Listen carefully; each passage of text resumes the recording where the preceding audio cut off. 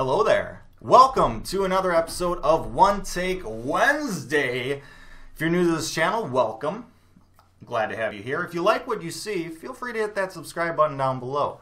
If you're new to this series, One Take Wednesday videos, but are not new to this channel, I ask you, where have you been? Where have you been? I've been doing these for 5 months, every single week, discussing a hockey-related topic. Do it in a single take. That means no jump cuts, no edits, no nothing. Just straight up raw footage for your viewing pleasure. But, you know what? With that said, it's alright. It's better late than never. Welcome aboard. That leads me to the topic of today's video. Better late than never to discuss William Nylander.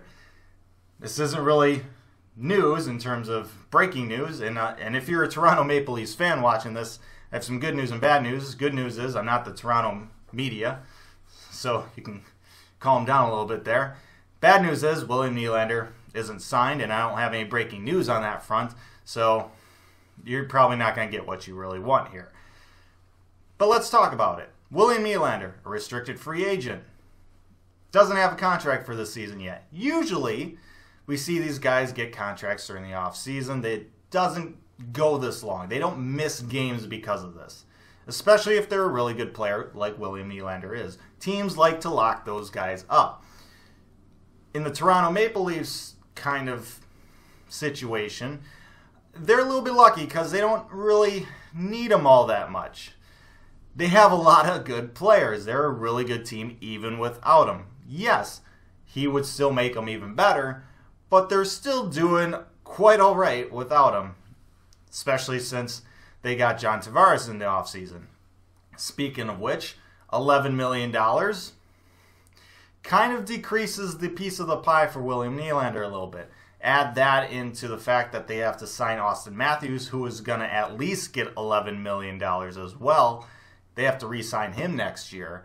And then you can keep decreasing that piece of the pie for Nylander. They also have to be re-signing Mitch Marner, most likely, some other guys. They'll have to make some decisions. It'll probably depend on how this season goes with players, but they're going to have at least 2 guys who are north of $10 million, and they get into the same field that, well, my team is in, the Chicago Blackhawks, where you have 2 players locked up into contracts that are worth more than $10 million, and that kind of limits you a little bit.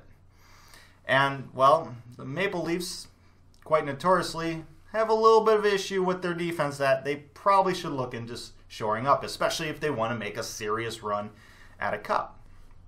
William Nylander isn't a defenseman. Do they need him? Probably not. Would it be nice to have him? Yeah, for sure. But here's the thing. Over the next month, because if he doesn't get signed by December 1st, then, well, he won't be able to play at all this season. So there's kind of a month here, a little over a month, that the Maple Leafs are going to have to try and make a decision whether or not they come to an agreement with contract for him. Within this next month here, especially if you're living in the Toronto area and you're surrounded by the Toronto media, the notorious Toronto media, you're going to hear a lot of things. You're going to hear a lot of different takes. You're going to hear a lot of opinions. A lot of things are going to get thrown at your ears. People like me throwing their opinions around. So-called experts throwing their opinions around. Probably going to hear from people saying that their sisters, uncles, nephews, former roommates, brother-in-law is close to the family of Nylanders and has the inside scoop and knows what's going on. You're going to hear stuff like that. Basically, you're going to hear a lot of BS thrown around within the next month here. And you're really going to have to learn to tread those waters. And I know from experience because, well, lately we've been having to deal with the Corey Crawford situation, at least for the last, half a year here. Thankfully, that's over now, but it was a thing for a while, and it's kind of one of the things you just have to learn. It's like there's going to be a lot of rumors out there. Take everything with a grain of salt, and some things maybe even a boulder of salt. But here's the kicker. Here's what's really going to matter, and here's what you kind of have to know. William Nylander, at some point, he's going to make a decision that's going to mean the best for him, his family, and his career. He's going to make a decision that benefits him the most there.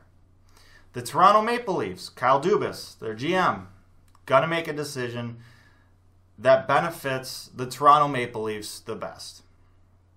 All right? Sometimes those two things don't align. All right? Sometimes it's just not going to work out. William Nylander might not come back to the Leafs. However, that decision that is made, when that becomes apparent, the Leafs are going to do something that really benefits them. And they're going to make their team better. Is it going to suck to lose him? Sure. Or in this scenario, lose him? Yeah. It'll suck. But their team will get better.